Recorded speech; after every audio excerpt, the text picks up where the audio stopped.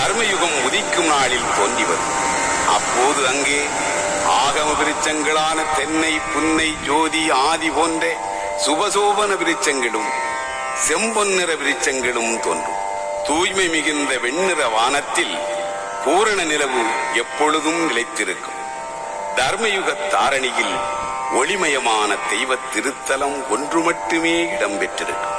அங்கே ஒரே வழிபாட்டு முறை, ஒரே தெய்வம், ஒரே இனம், ஒரே வேதம், ஒரே சாஸ்திரம் என்று எல்லாமே ஒருநிலைப்பட்டதாகவே இருக்கும்.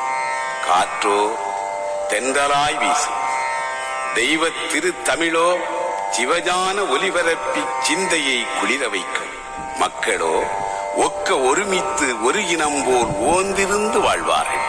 இறப்பு பிறப்பு, வளர்வு தேய்வு, பசி தாகம், நோய் நொம்பலம், எளிமை வலிமை போன்ற எவ்வகை துன்பமும் இல்லாமல், எண்ணங்களுக்கு அடிமையாகாமல், சகல சௌபாக்கியங்களோடு இறைவனின் திருவடி நிழலில் எல்லாரும் நல்லோராய் தர்மம் தலைத்தோங்க தர்ம தாரணியில் வாழ்ந்திருப்பார்.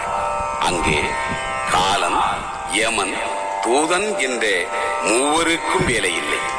யமனும் சித்திரனும் அழிந்து போக வேண்டும் என்று